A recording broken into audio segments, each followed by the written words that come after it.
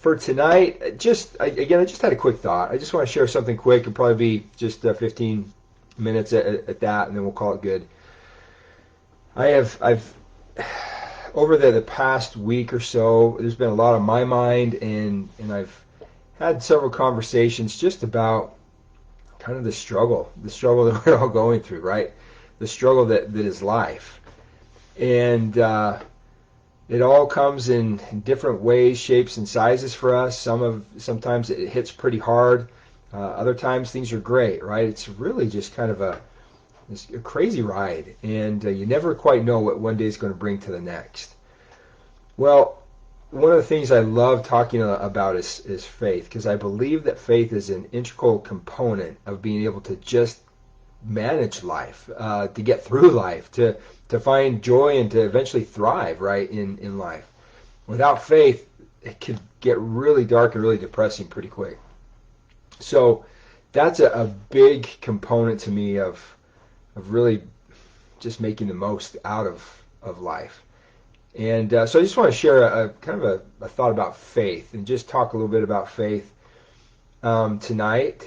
And there's a question I was just going to put up here. I just love to see any of your guys' responses as you come across this and see it, and if you have a chance to answer it. But just the basic question of why are we here? Like, what is the point to all of this, right?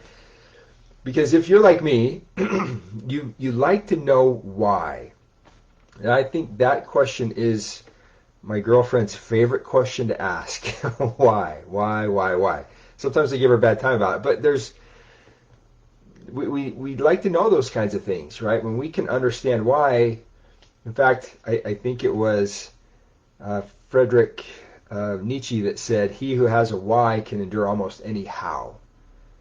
Right? And there's a lot of truth to that. If we have the why, we can handle certain things because we have them in context of why we should handle them and what we need to do to handle them, especially as life throws us curves. So it's important to know why, and that's a question that I think is at the central part of just thriving in life. If we don't understand why we're here, then what's the point?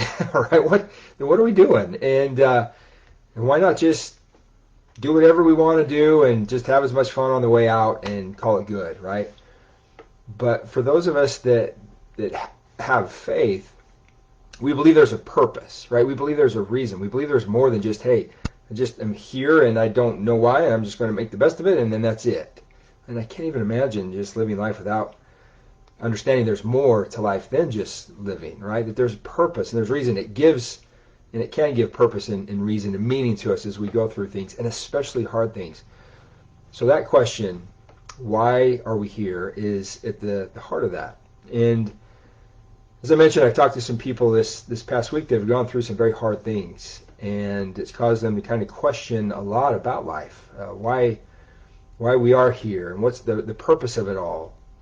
Why does it have to be so hard sometimes, right? And I think we've all been there. We've all felt that. We've all experienced that. I know I certainly have.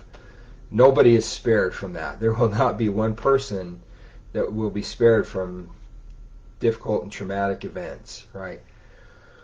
Well, the component that I have seen in large part that has helped individuals to weather those moments the best has been faith and having an understanding of why we're here and what's the point to all of this, and being able to hold on to that even when everything else falls apart or doesn't make sense. And yet when things fall apart and don't make sense, a lot of times it's our faith that's the first thing to go, right? We just throw our hands in the air and just whatever, we stop trusting, believing in God, that there is a purpose to this, so I'm just going to go do whatever I want to do and just make the best of it and call it good. Well, one of the things that is at the central components of really my belief, my faith, is that life is a test. That it's a test, right? Now, not a test in terms of pass or fail. I don't like thinking of it that way because that's, to me, it's more than that. When you look up the word test in the definition, it talks about how it is a method that is implemented to establish the quality, the performance, and the reliability of something, especially before it is put into widespread use. And I love that definition, because to me that's what testing is. That's the testing that life is meant to provide, is to help establish the quality, the performance, and the reliability of something, which is us, right? Before it is put into widespread use. I believe there's so much that's coming for us, so much that we will have responsibility for one day, so much that we will need to do, that this is an opportunity for us to be tested, to have the quality, performance, and reliability established in us, to define it, to refine it, right? To have it established so that we are capable and able to do so much more in the future, in different ways, shapes, and forms, and with the capacity that we have, that we develop here. So if life is a test, and this is the central reason why we're here, well, is it worth it? Right? It better be, because there better be some good results and rewards from passing the test. Well, I want you to know that there is. And one of the reasons that I know that and believe that is because of a favorite scripture of mine that is in 1 Corinthians chapter 2, verse 9, where I think it's the Apostle Paul is writing here, and he says just this, and it's a beautiful scripture. He says, "For it is written that eye hath not seen, neither hath ear heard, neither has it entered into the heart of man, the things which God has in store for them that love him." If you really stop and think about that message, what that is implying, right? That eye hath not seen, neither hath ear heard, neither hath it entered into the heart of man, how good the reward is going to be, how good the blessing will be, how good everything that comes after this life can be and will be for those that love God. Now you think about what that means for a moment, right? Because I don't know about you, but I can think of some pretty cool things. I've heard of some pretty amazing things. I've had entered into my heart some pretty phenomenal things that I would love to do, to see, to experience, to have. And I'm not talking about just like, a nice truck or a big house.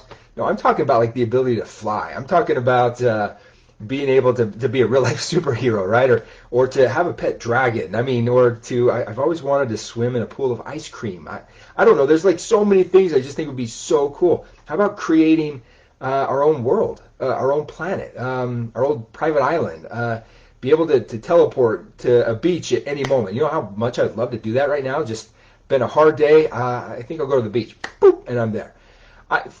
Just think of how amazing anything that you want to do, have, experience, or be would be, right?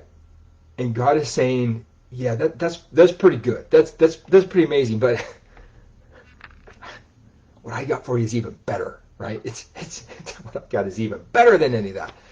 That's what he's saying to us. That's what he's saying, is it's even better than what you can imagine. It's better than what you've ever seen, heard, or even hasn't even entered your thought, your heart or your mind yet.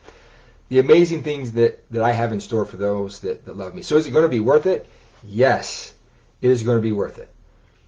But can we find that out now? No, not as much as we will then.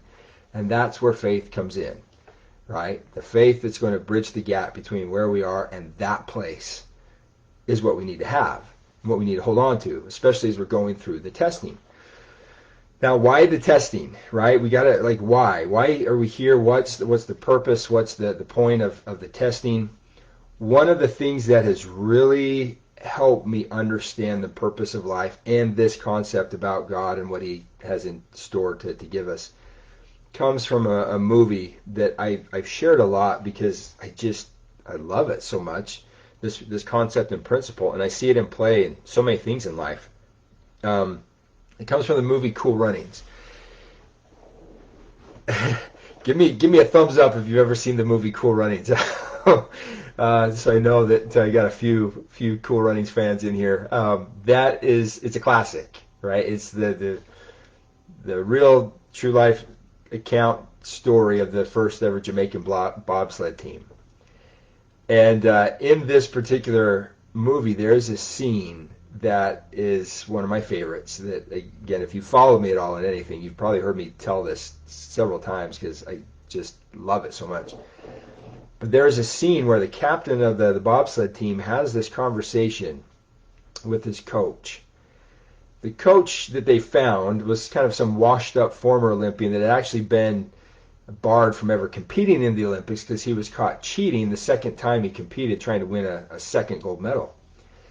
And the captain of the team finally has an opportunity to ask a question that has been on his mind for quite some time, and it was simply this. He wanted to know, he said, "Coach, why did you have to cheat? Why did you feel like you had to cheat to win a second gold medal? You'd already won one, and you won one without cheating, presuming. And so why did you feel like you had to cheat to win a second one? Like, a gold medal is everything. Like, that's the top of the pyramid for us, right? That's everything we could ever hope to have, and you got it. Why did you feel like you had to cheat to win a second one?"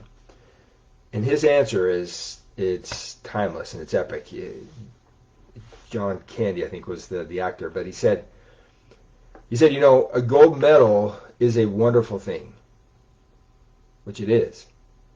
But then he said, and here's the lesson. He said, but if you're not enough without it, you'll never be enough with it. And when I heard that, something just clicked for me. And I started to realize that I wasn't just taught a cool concept or a principle or just a neat quote. To me, at least in my estimation, I was taught a very fundamental aspect of life. That if you're not enough without something, you'll never be enough with it. Is one of the primary reasons I really think that we're here. Because look at it this way. If God has in mind to give you everything, and give me everything, right? More than we can possibly fathom and imagine.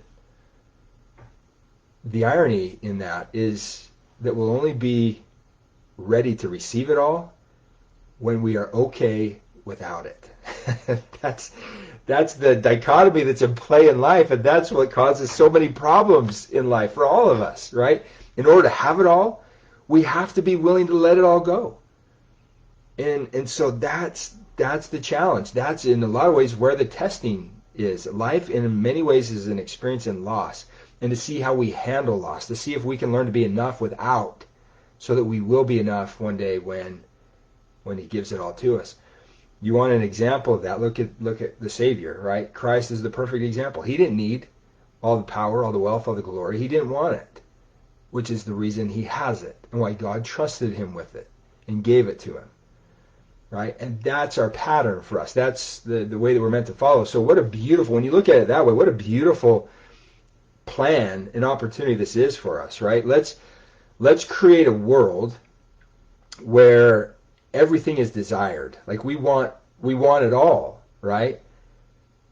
But yet, again, the only way for you to be enough is to learn to be enough without it, right? In order for you to be able to have it all, you got to be willing to let it all go. That's the challenge and the opportunity that is before us, right? And that's where the testing really comes into play. And so we see that all the time, right? You look at every kind of problem that people get themselves in. If they get caught stealing, right? Well, they weren't enough without it. They felt like they needed it for some reason to be validated as a person. They just wanted it without getting it the right way, right? They weren't enough without it. When people move too fast in relationships, right? They're not willing to put in the time to build them up, to strengthen them. So a lot of times people, right? We see that play out in relationships. If you see two people that are perfectly together, right? Perfectly matched together. You think, like, how could they ever find anybody that would be any better or be more than what they have? And yet then there's still infidelity. There's cheating. That's why, right? Well, it's because one or both were not enough without the other person, and so they'll never be enough with them.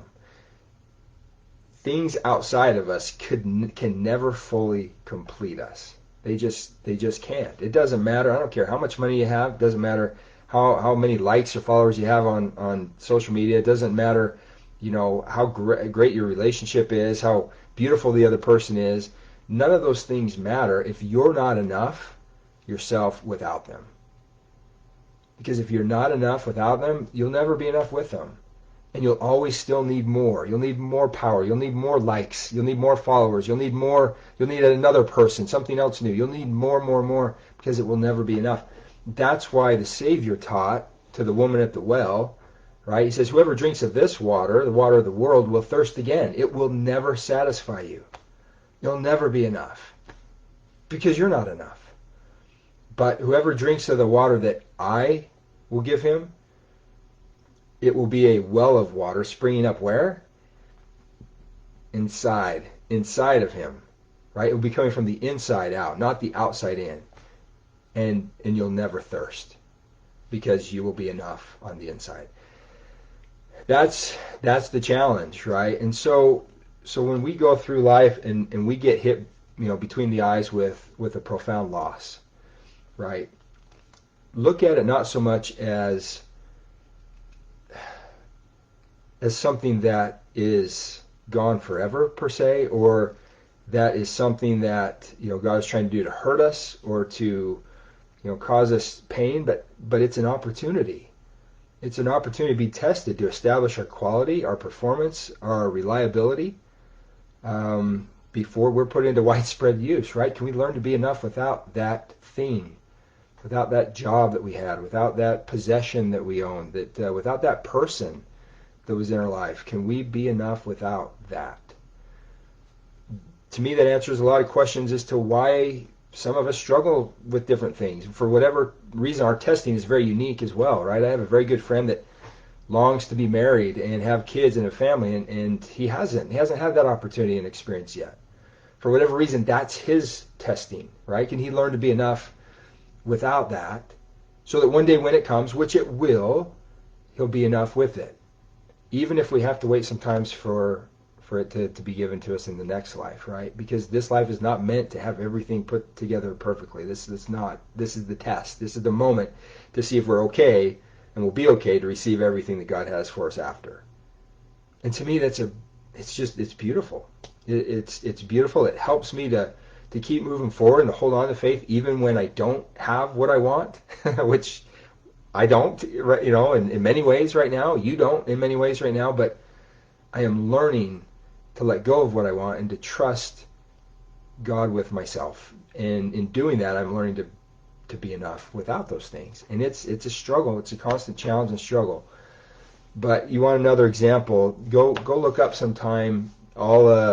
Just look up on Google the results, or I'm trying to think what the key word would be. The results or what happened to those that have won the lottery. You'll see example after example of complete lives that were completely destroyed by receiving too much too fast. Almost it's crazy to see the stories as you go through and see what happened to individuals as they won a lottery and got a couple $1 million, just almost without fail. Every person that ended up winning that said something along the lines of, I wish that had never happened to me. Winning the lottery was the worst thing that ever happened to me. It changed everything, changed their whole life in a very negative way. Many of them, either couldn't control themselves and died an early death due to just complete debauchery, right, and overdose on kinds of things. Others were killed by people that wanted their money, and then others were just completely destitute because they couldn't hold on to it. It all left. So I know we all want things, but again, maybe sometimes God's greatest gifts are his unanswered prayers, right, or our unfulfilled requests, or maybe those are again our testing opportunities and moments to find out if we're enough without it, so that one day when he gives it all to us, we will be enough with it. That's, to me, answers a lot of why we're here. and helps me to weather a lot of those storms that have come into my life. And to say, you know what, yeah, I'm not having everything come together right now for me. I don't have my life exactly the way that I want it to be, but I am trusting in what God said, that I have not seen, neither ear heard, neither hath it entered into the heart of man, the things which God hath in store for them that love him. And that's going to be pretty amazing. And if I can learn to be enough with whatever it is that I don't have, then I'll be ready. I'll be ready for everything that he does have in store for me. And that will be a great day, and that will be completely worth it.